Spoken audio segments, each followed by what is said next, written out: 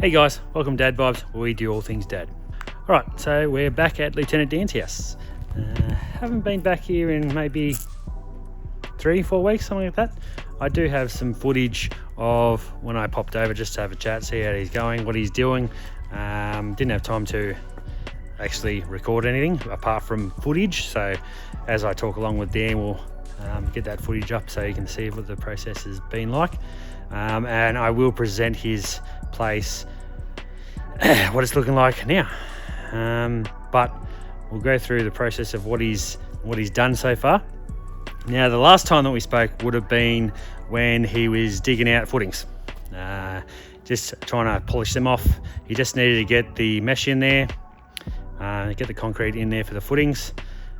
He's done the concrete, obviously.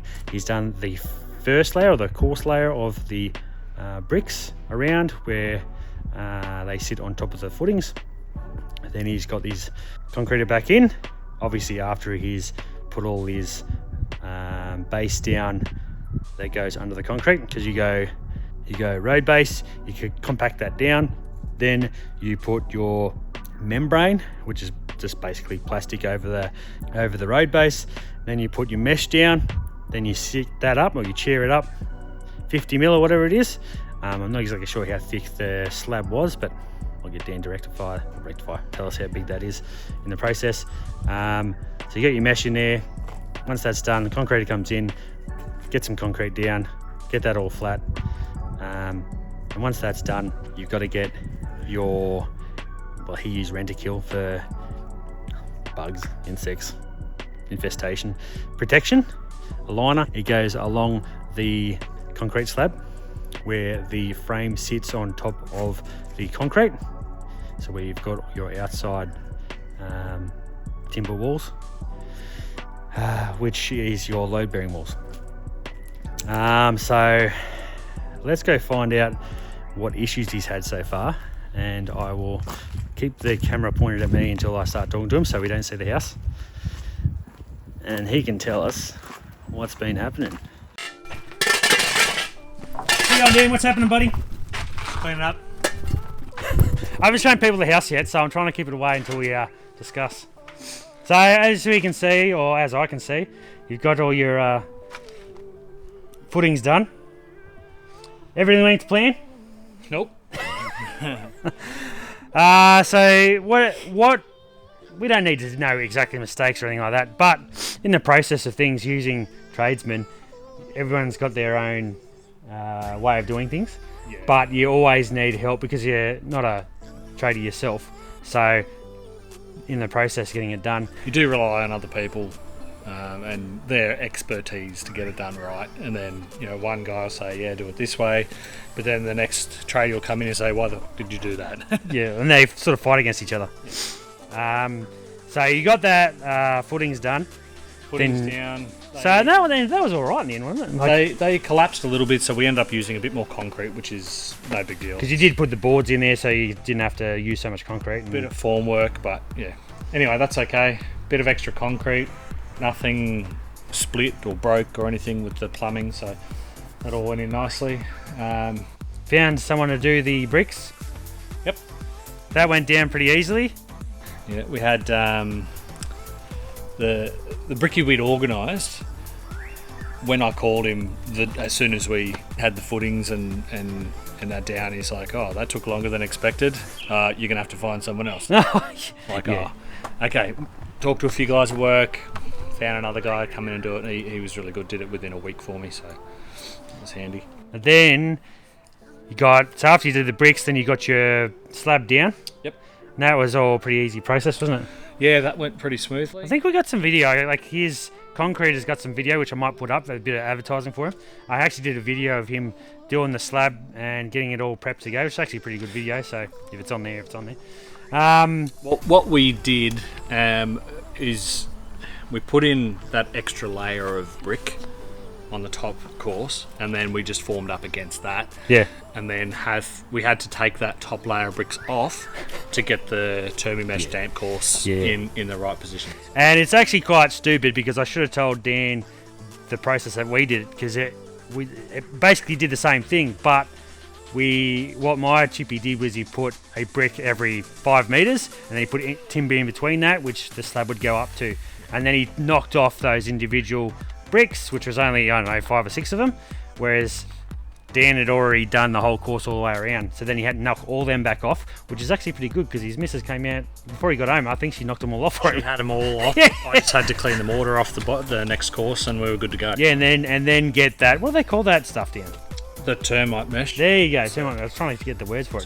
Termite mesh. So it's actually going to go under your frame, and then it steps down and sits on top of that layer of brick, and then you get your frames on, which are on top of the slab, and then when you get to the process of bricking up, the bricks go on top of that termite, and then that side of it's all done. The reason why it's done like this is the vapor barrier that goes around on the outside of the frames here goes down over that step down. So then any moisture comes down and goes off it. Which does get in, instead of hitting a flat surface and going into the house and out, it just goes straight out. Because even then, like, people may not know, but like with the bricks, every like 5th or 6th brick they don't put mortar, they leave a gap to allow any moisture come out of those bricks. That's right. So it's just shit you don't know. And then Dan has done other building, but it was a different process. This is completely different to doing the granny flat, because granny flat footings and everything are completely different. You're not using brick on piers. Yeah, so off the ground. Yeah, so you're always using people to figure out what's going on. And with the frames, Dan's gone down another way. Instead of what they consider what a chippy would do, is they get all the timber in, they cut up all the timber, they frame up, and then they put the frames onto the slab. What Dan's done is he's actually gone ahead and ordered frames along with his trusses at the same time. We've given him prefabbed. He's given him all the measurements and everything. They've done all the timber work for him. So then he just grabs it, puts it together like Lego.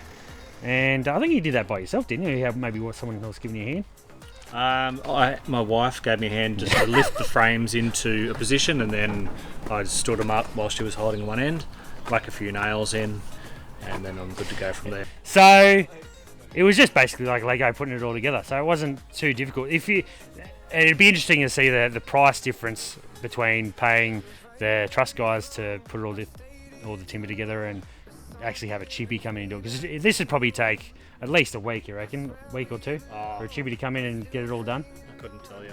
Yeah, it's a lot of labour there. I mean, if you think 2 weeks of labour from a chippy putting frame together, it might even be 2 chippies, so it's still going to be thousands of dollars. And the best option for Dan was to get them to do it. It comes in easy, put it together like Lego, and then she gets done. You send them the plans, they build it to that spec, and you stand them up and screw them together. Yeah. So, and as long as you got a nail gun, it helps, doesn't it? Nail gun helps. Thank you, Dave. And the roofing's just been finished, so that's what the stage you're up to now. The roofing probably took like a day or two. They finished it in a day. Yeah. So, and the cost was including them with all the steel. They fitted, supplied, and it does look rather good. So I'll turn the camera around now. We can start looking at what he's up to, because it's all sealed up now. And I've actually got some shots from when I got here just now from the drone to see what the roof looks like. It actually looks quite funny, because it just looks like a normal roof now. Before it looked like a building was happening, but now you can't even see that. It just looks like it's nice and flat. It's a roof, yeah, it's all complete. And as you may have seen on the drone shots, it's just the tile straight into the roof. Which again, I've got some shots from earlier before we put the timber on there. Before we put the steel on there, you were putting the trusses on, and got some shots from there too, so they'll come on there. And it's actually just pretty basic. It's just you go up to a certain level of the roofing, and then you put your trusses in, and then you put the steel in underneath it. And as long as because the idea, you've got to have enough degree on the roof, depending on what roofing you've got, Corrugated roofing like this is a minimum 5 degrees, and tiles are 12.5 or thereabouts. So Yeah. it's with this designed roof. If we went with a hip and gable, which is top ridge linked into a new ridge, we would have had to go a lot higher in the centre, and it'd look funny from the front. So we decided the flat roof was a bit. I don't even reckon you can recognise. Like, it doesn't look different. No. Like, All it you can just- see from the front is the side of the extension where it ties in, and that's it. But anyway, people aren't going to look. But ultimately, Dan told me earlier that they're going to do the whole roof in that same steel or whatever it is, Yeah. corrugated iron. So it'll all look natural and new and similar. But he's got solar panels on the other side, so I have to move them onto the back and whatnot. So anyway, yeah. So he's got his windows in. The process is framed all up. He's in the process of now just digging out around where the footings are, just to clear that area. He might have to put some drainage in there and whatnot, just because of the step down. We've got a big flat yard that slightly drains this way. So in a big downpour, we need to make sure that all that water has somewhere to go. So ag pipe in behind the retaining wall, tied into the stormwater, and then 2 down pipes from the roof, a couple of strip drains along the front here, one down the side. That way that any massive downpour is not going to come up and into the house. Yeah, this is probably the one good thing about doing this stuff yourself is I know Dan, he overdoes things a lot, whereas you compare to a chippy who's not his house, he may not go that extra step to get everything perfect, but you know how the process is and what's happening. You're going to go that extra step to get things done properly, so down the track you're not going to have issues like mold and all that sort of build up. You don't want to have water gushing down on that side of your house and playing around with your footings and all that sort of stuff. So getting all the drainage in there is really important. I mean, I agree with what Dan's doing, is getting all the drainage in there, because otherwise he will have some issues down the track. But he's lucky too, because we're not meant to get any rain for the next couple of weeks, and he doesn't have his downpipes on. But the process now is, as I said, he's digging out. He does have to put some, what do they call it again?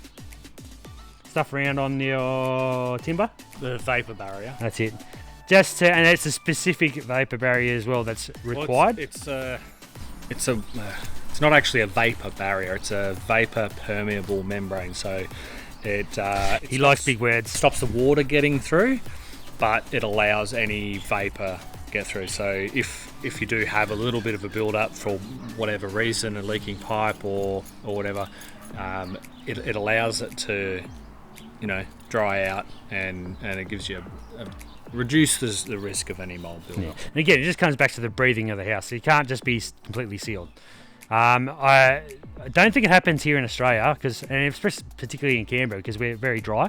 But I know in New Zealand they've got to have vapour tests in the actual timber to see how much moisture is in the timber itself. If it's the tippies test it themselves, and if it's got too much moisture in there, they get heaters out and start trying to dry the timber out. Whereas we're pretty dry in Canberra, they didn't do any sort of test like that with my place, and that was through the period of us. It just rained and rained. So yeah. So you've got to get that vapour up. Once the vapour's up, I think at the next thing would be the bricks going up. Is that right? Yep. And then once the bricks are up, it's insulation goes in. Well, I'll do the vapour membrane, windows, door, and then the brickwork. Yeah, that's right. So you got to put your windows in before you get your brickwork done. That's just the one thing I forgot. Windows in, which is actually pretty easy. I mean, I might even leave a camera or something with Dan, and he can just have it stand there recording while he puts something in. I don't know, we'll see how that goes. Might not even happen, who knows. And because it's pretty easy to put windows in, they're already framed up and stuff. Let's go have a look at the windows, and they're double glazed, because what's required when you're doing a new build these days was, back in the day, you didn't have to use all this double glazed stuff, and he's got them nicely stacked. That's how they came off the truck. Well, that's not good, because it's timber. That's pre-made like that. So they've got the timber around it, then they've got the glass in the middle. Like, every single one's got that. And then essentially, you just stand it up, fit it as required, and then you've got your space. What are they called again? The packers. Yeah, you got packers that you put on each side, nail them in, done. And make sure they're level. Like, it's not rocket science, to be honest. Level, plumb, and sealed. Yeah. So once the windows go in, you go across and seal again with some tacky tape between your framing and the window frame. So you've got no Oh yeah, air. so you get, yeah. You don't want any air going through because it creates drafts in the house.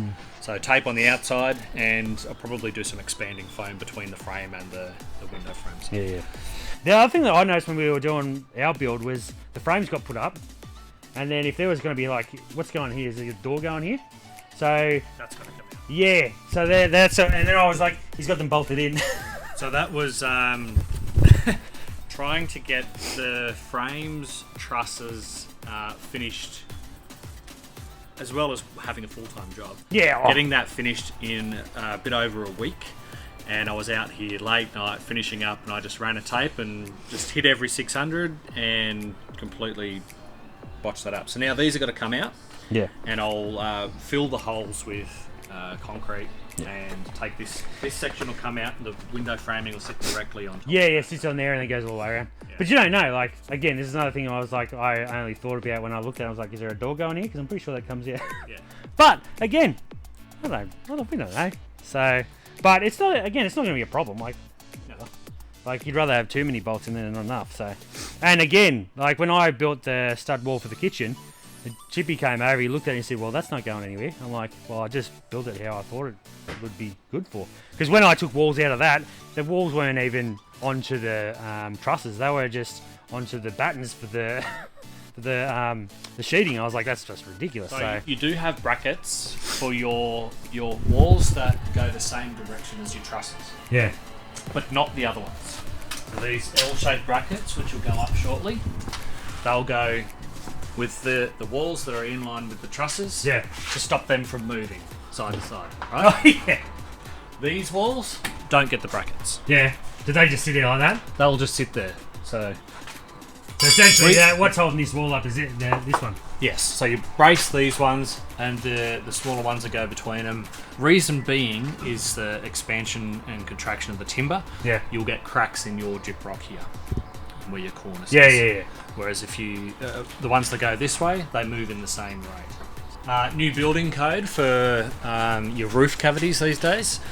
The reason why you have Andicon insulation up there under the tin is because the roof ventilation. So we have to have vents in the eaves to allow the roof space to breathe. So we'll have probably 2 or 3 along this section. What? And so, where were like? Are they going to be like easily seeable, or is it going to look stupid, or They're just like little vents? like diffusers in your air conditioning in your house. Oh yeah. It's just going to be vents to Yeah. allow the air to flow through. It reduces the heat, reduces any moisture build-up, and then the insulation, like on the original house, Yeah. just goes on top of your ceiling. Because I know that, like, I think that someone's developed a system where they put fans in your ceiling or whatever, and then recirculates the heat back into the house when through winter. Yep. Sort of a similar idea where it's using the cavity of the roof to allow it to breathe. So, anyway. Yeah, it's looking pretty good. Yes.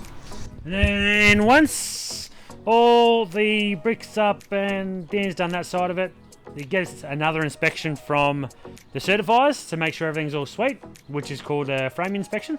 Is that right? Pre-sheet, sorry. And obviously by the name pre-sheet, it's going to be sheeting after that. I think when does that Sparky come in? So before the pre-sheet inspection, your plumbing and electrical will have to be roughed in. Yeah. So they'll come in and put all the cable through the stud walls. The plumber will do the hot, cold water feed for the ensuite. Any drainage for the sinks need to be done. That'll all be done pre that inspection. So it's looking pretty good. How long? So I think this is the 4th week. 4 weeks since you started getting the footings organised, like getting the footings done. Yeah, 4 or 5 weeks. Yeah, so it's pretty quick. Like, in the grand scheme of things, it's not that hard. I'm like, there's not that much, like, it may feel like there is a lot more to do, but there's not, if that makes sense. And, again, Dan works full-time, so he won't be out here every day getting it done. It'll be afternoons or when he can organise his traders to come in and get their process done. So it's not going to be that long before this is all done and ready to go. I reckon in 4 weeks' time, I reckon you'll be pretty close. To the sheeting will be up. I reckon you might even be past lock up by that time.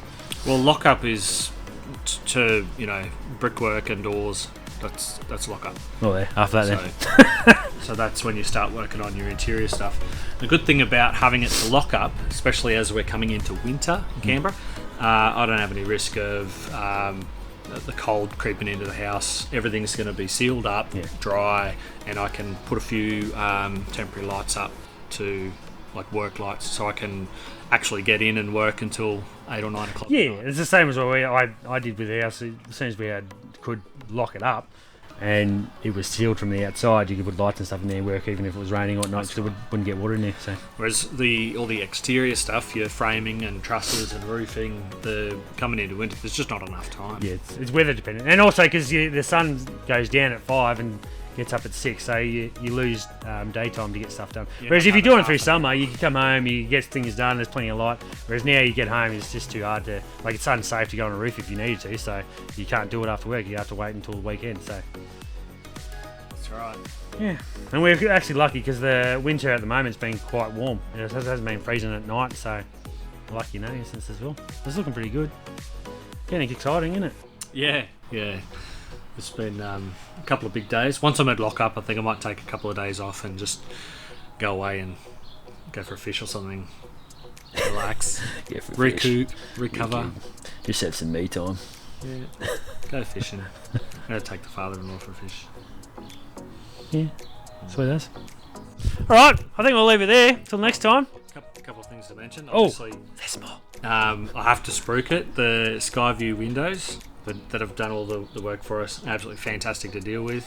I sent them an email, I think it was Tuesday, giving them a thumbs up for delivery, and the windows are here before I got home on Wednesday. The roofer, that's Zach from Minor Projects. He's on Instagram, definitely have a look. He does some amazing work. This is pretty simple for what he does. It went up together like really, really quick, really well. Some of the stuff he does, really intricate, fancy roofs. It's fantastic. Yeah, and saying that, none of this is advertised. That's just opinion. That's my opinion. So it hasn't been paid, nothing like that. It's just experience. And the good thing is, if you can find good tradies, they're always good to keep or to let everyone else know, because word of mouth is more important than advertising. Because when you go looking for someone to do something, you're unsure, but if you can get someone to advise you to use a company or a business or someone, it's always better to go that way, because you know you're going to get, there's more chance of getting a good outcome from that situation than if you were to go into the unknown. So that's it.